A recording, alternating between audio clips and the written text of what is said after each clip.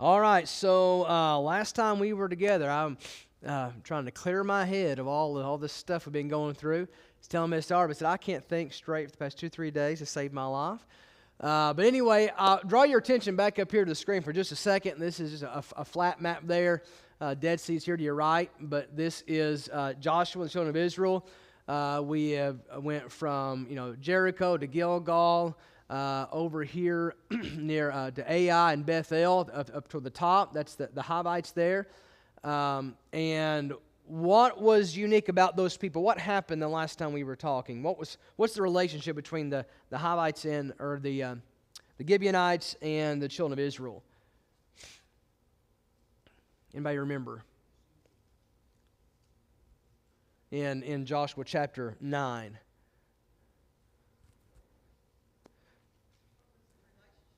Yeah, what's the status between those people right now? Right. Yeah. So, in short, they made a covenant with the children of Israel.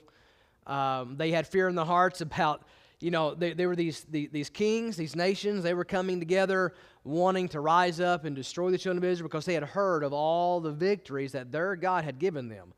And so there was fear.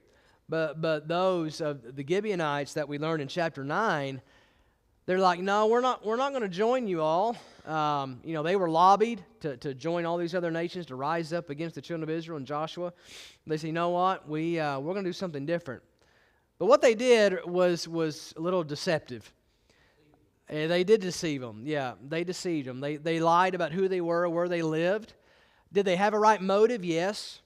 But the right motive doesn't justify the means of which they got the job done. And so we always need to make sure that the motive matches the actions as well. And I would cut them a little bit of slack as well. I mean, they were fearful. They were trying to be on the right side of things. And, you may sympathize as well back when you were in your lost condition as an unbeliever. You want to be on the right side of things. And aren't you thankful that you did learn how to be on the right side, to be on the Lord's side, and be right with the Lord? But there was a cost to these people. They're cursed. They're cursed people in the sense that they're going to be tradesmen for the children of Israel forever. So woodworkers, stone workers, mason. They're doing all these, and they'll have to do that for the rest of their life. And then say that again. Slaves. Yeah. They'll be slaves, and I think you mentioned, Miss Debbie, their connection back to Ham, the Canaanites, and Darius mentioned another name later on down in history. The same type of people, and Solomon had those people there as well when they built the temple, and so that's the condition. But who believes tonight that living on God's side is the right side? And but living on God's side does make you a target. Now, we've learned that. And you may have believed that, but as of recent weeks or recent days, you really believe it. Of the recent assassination and upon Charlie Kirk, it is definitely that we understand that there is an opposition to the things of God, the message of God. And anyone that will say that I'm on God's side, I align with Him, and unashamed to do so. And so I would suggest to everybody ask, am I on God's side? And when I was looking through history a little bit, I come across some like the Germans in the war against the Allies. They would say, "God with us, God with us." You think about all the inaugural addresses, the American presidents talking about how we're God with us. God bless America. There was Abraham Lincoln said this.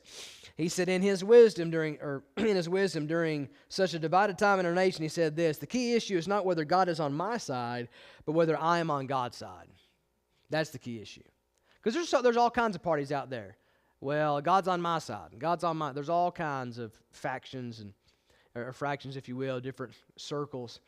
But the question is, are you on His side? This story is about a people that came, even though they didn't do it the very right way of being right with the people in God. They are in covenant. They are on God's side. And we're going to see what happens because of that, okay? Because we've learned that when you're on God's side, the world does take notice. The world doesn't care if you do anything else. You can say any other name you want to. You can do anything else with your life you want to, with your money, your family, it doesn't matter. But when you start living a life that tells the world that I'm on God's side, then the world has a problem with you. And we see that in Joshua chapter 10. So let's look at the first 3 verses. We're going to see, first of all, that there will be a powerful opposition that will be coming for you when you are on God's side. But not just, let me just say this, not just on God's side, but you are living where it's undeniable. Like there's been a change, there's been a difference. Okay? And so verse 1, it says, Now it came to pass when Adonizedek, king of Jerusalem, had heard how Joshua had taken Ai and had utterly destroyed it, as he had done to Jericho and her king, so he had done to Ai and her king, and how the inhabitants of Gibeon had made peace with Israel and were among them. And so that's what we talked about just a minute ago. This word continues to travel, okay? And we've seen that recently, that when you're moving for the Lord or with the Lord, news travels, people learn. And I remember in the New Testament where the early apostles, where it says they turned the world upside down. Why did they turn the world upside down? It's because they lived publicly for the Lord. They lived outside on the change that was on the inside. But verse 2, it says that they feared greatly. And we talked about, I think last time we were together, that you got to make a choice when you learn the truth about God, right? Which way are you going to go? You're going to go to God, or you're going to go against Him. There's only 2 choices. You can't be passive or indifferent. It's one or the other. The Gibeonites, they feared like the others, but they tried to be humble and come to them and ask for mercy. Like we said, they were deceptive. They shouldn't have done it that way, but they went toward God, and I guess the way they knew to do it. But it says they feared greatly because Gibeon was a great city, as one of the royal cities, and because it was greater than Ai, and all the men thereof were mighty. Okay? It says, Wherefore Adonizedek, king of Jerusalem, sent unto Hoam, king of Hebron, and unto Piram, king of Jarmuth, and unto Japhiah, king of Lachish, and unto Debir, king of Eglon, saying, Come up unto me and help me, that we may smite Gibeon. For it hath made peace with Joshua and with the children of Israel.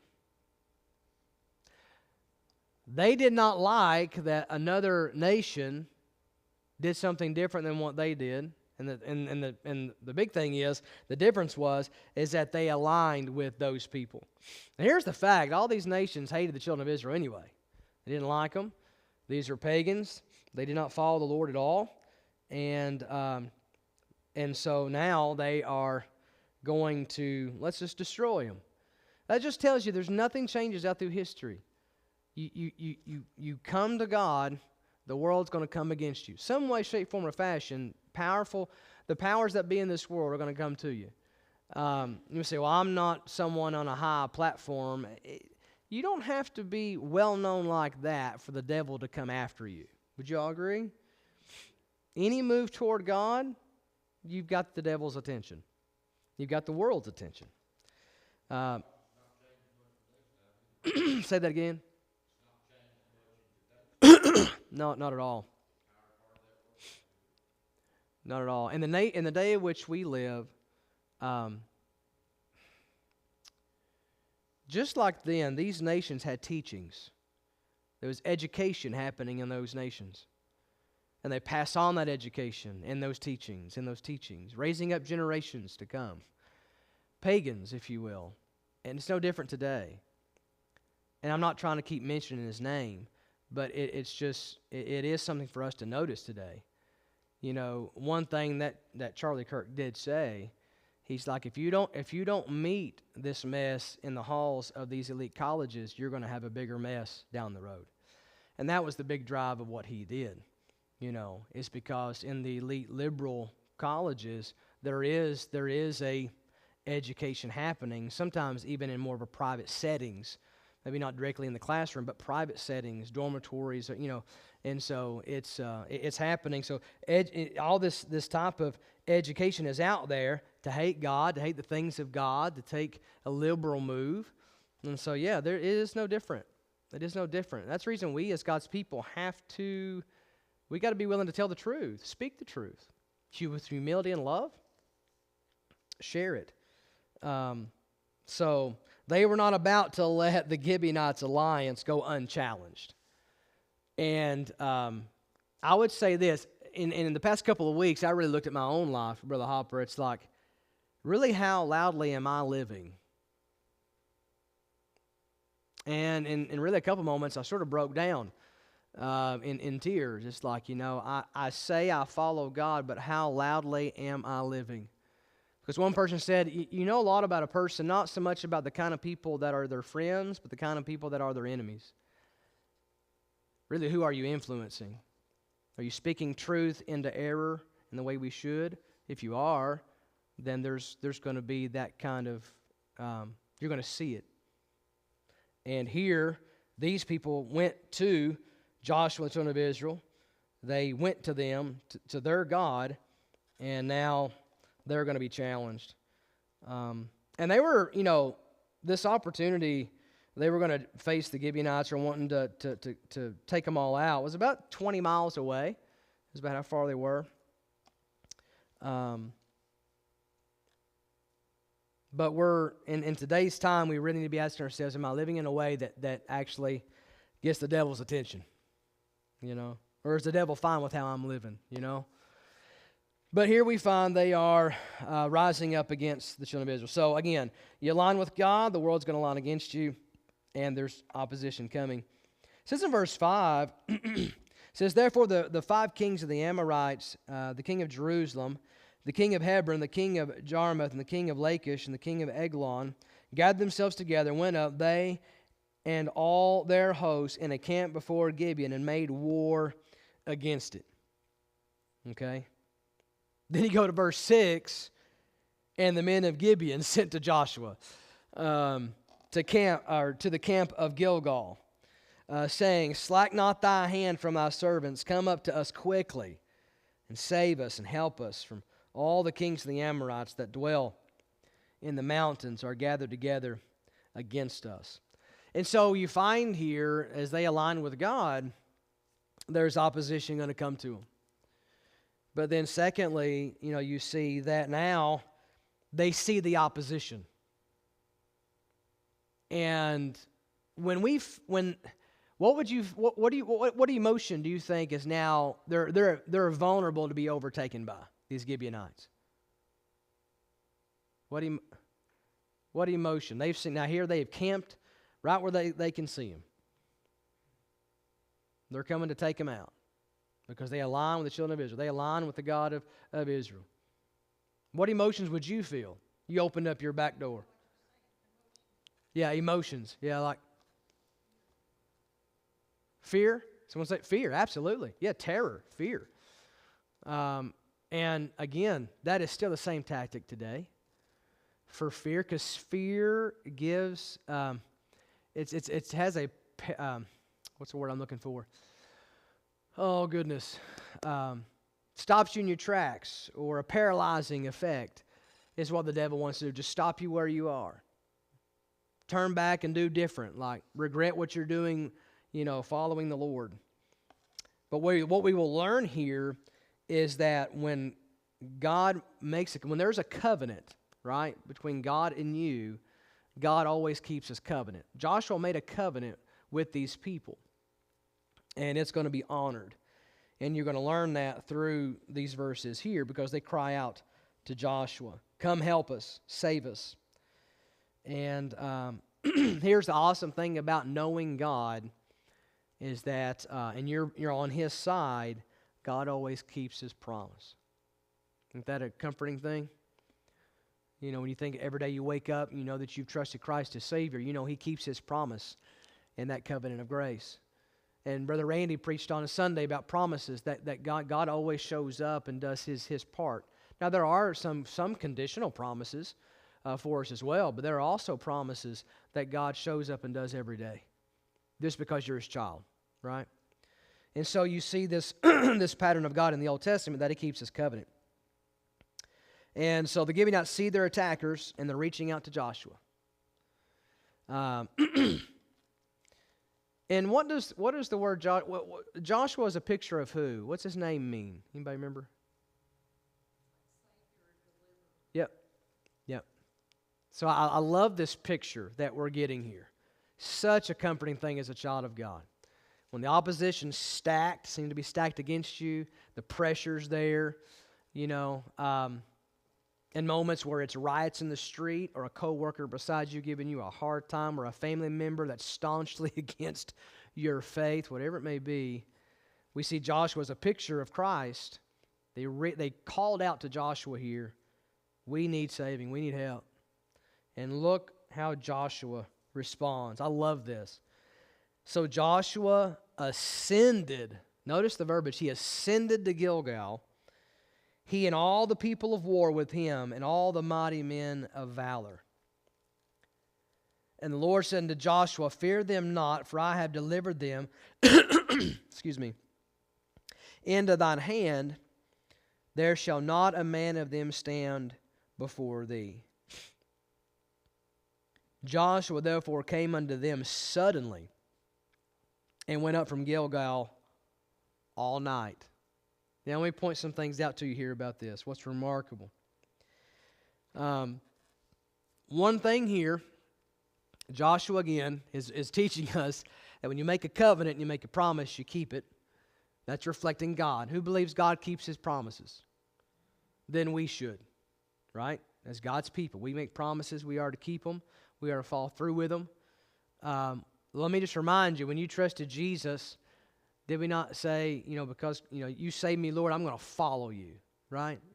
Keep your commands. I'm going to follow you. And so many times we fell on that promise. But if God keeps his integrity, we should too. And so Joshua ascended, but he got there in a night's journey. So here's something about where they were to where they needed to go to. 20 miles. In 8 to 10 hours. 20 miles. That's moving. It was typically about a 3 days travel at a leisure pace. They made it in a night. He went. You see that urgency? And I love this picture that is developing here. Joshua, they ascended. There's a covenant between them and us. They're a part of us. And we're going to go and we're going to help them. Joshua is a picture of Christ. Is he not? Deliverer, Savior. They called on Joshua to come help them, and they went running. Is that not what Christ, is he not always ready to come? I mean, he never leaves us, right? He never leaves us, never forsakes us, but we paint that picture when we call on Christ, he's there. He's never on furlough or vacation. He doesn't drag his feet. He doesn't just go at a snail's pace. He's there when we call on him. I also see a picture too for us as well that, as we as a body of believers, it's just a sideline thought here.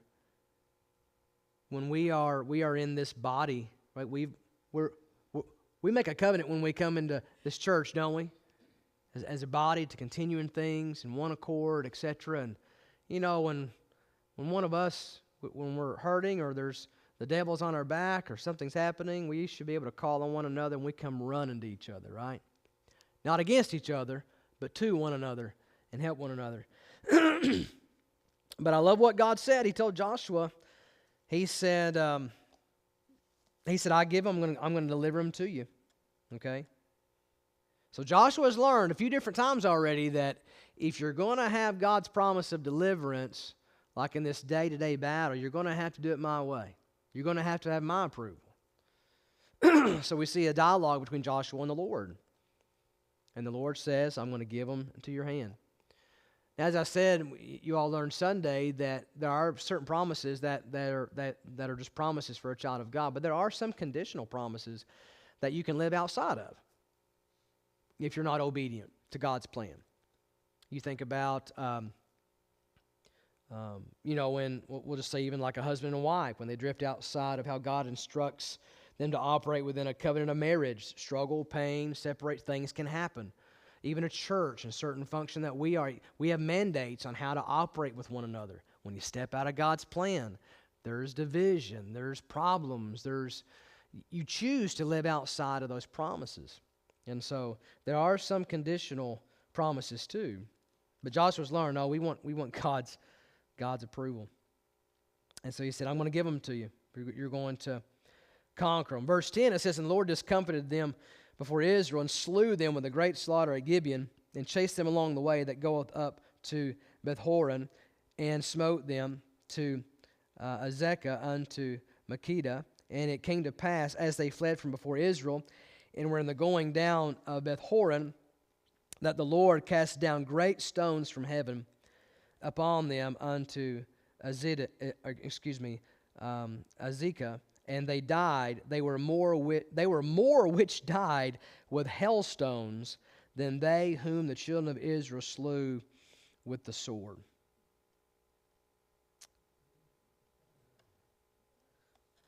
So you find here God follows through with His promise and taking care of the enemy, the opposition here. Okay, He is faithful. You know that song, Great is Thy Faithfulness? Morning by morning, new mercies I see. All I have needed, Thy hand hath provided. Great is Thy faithfulness, Lord, unto me. And that's what you're finding here. So you had a people who was in desperate need of help. Those they were in covenant with and the God they were in covenant with were there to deliver them.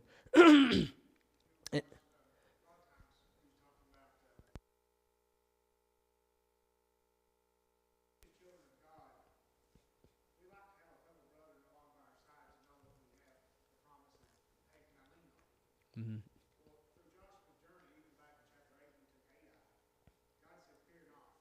Mm-hmm.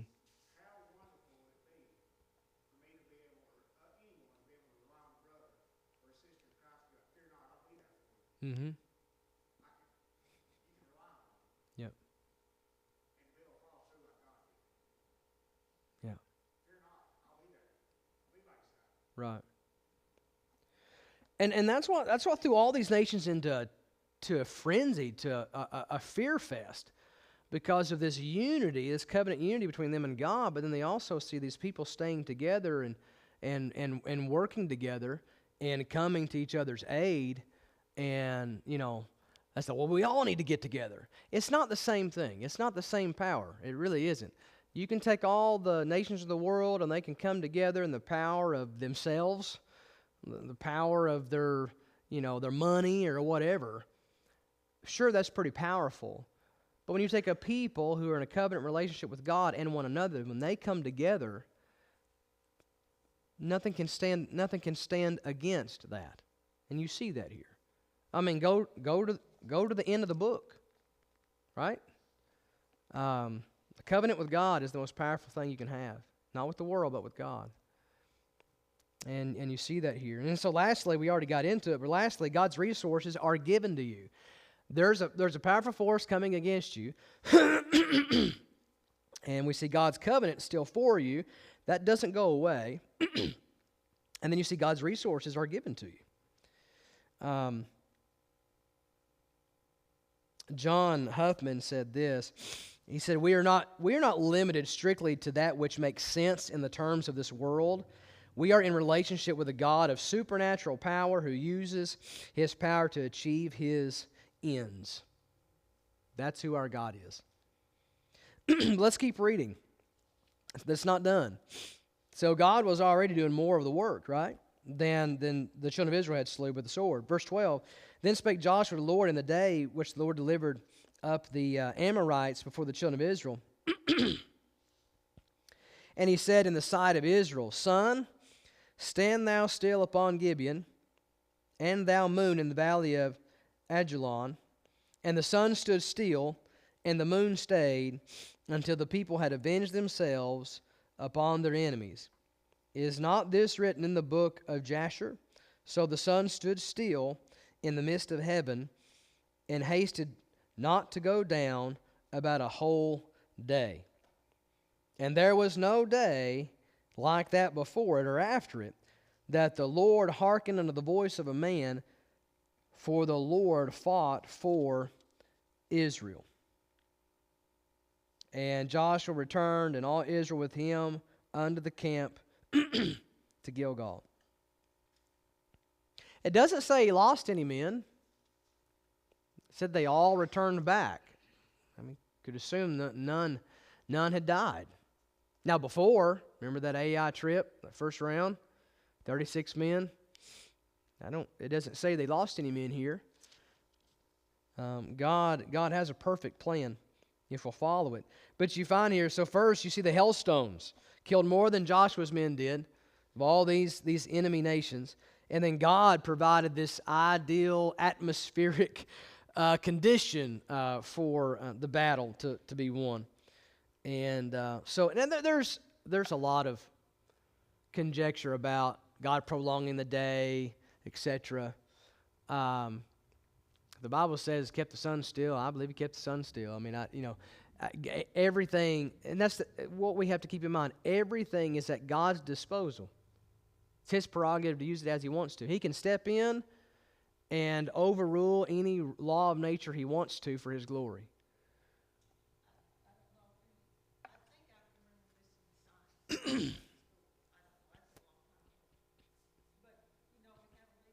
Mm-hmm.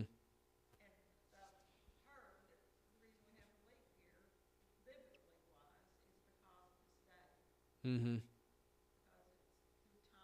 Yeah. Yeah, I've read that too. Yeah. Yeah. No, that's one of the reasons, or one of the I won't say arguments, but thoughts toward that as regards to a leap year.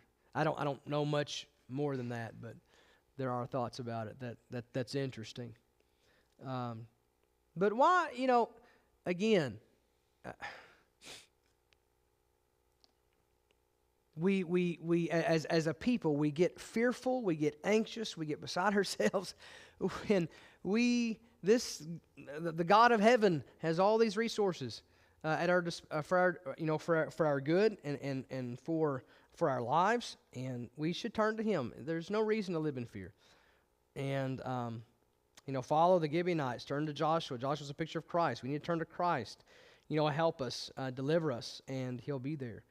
And deliverance is not always a cure. Deliverance is not always even the sparing of life. But deliverance is grace needed for the moment.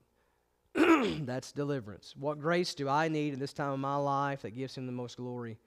That's help from Jesus. No.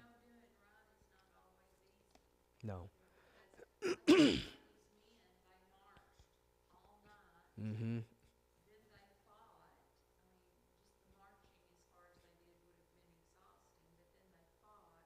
Yeah.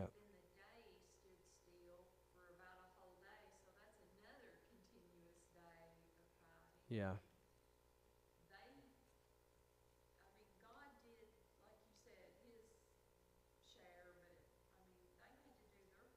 They did.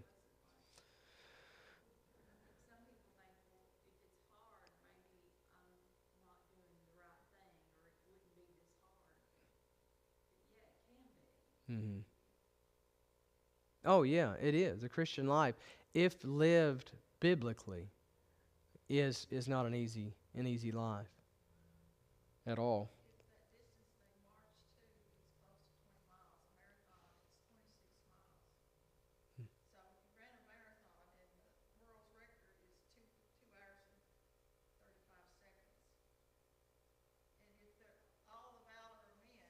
A whole bunch. That's good.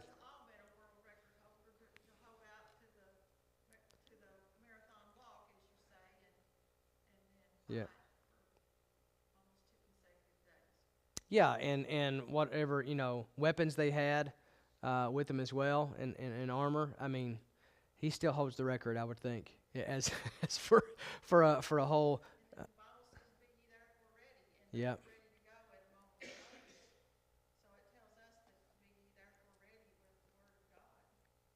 absolutely, absolutely. Hmm. Yeah.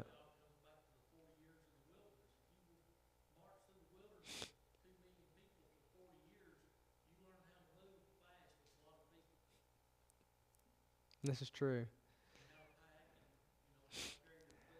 Yeah, yeah, yeah. No, that's what I was just thinking. Hmm. Yeah, yeah. Well, we learn. Of course, they didn't have Romans 8:28, in those days. But we see the truth of it, that all things work together for good, even a wilderness journey. We are to, Lord, I put myself in this wilderness here, but I want to learn and grow and be ready for the next phase. So, lead me. But it is a remarkable thing, and again, all the credit goes to God. All the credit goes to God with this victory. So,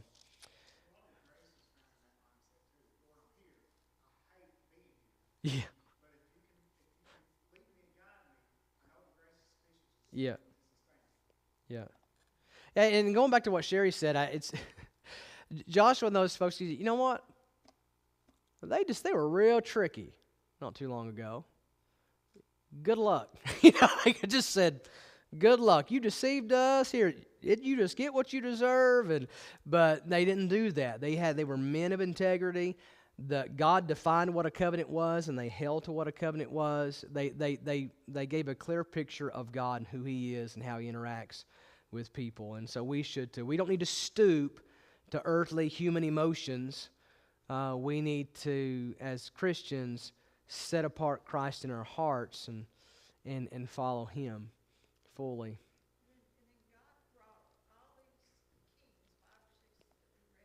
Mm-hmm. Mm-hmm.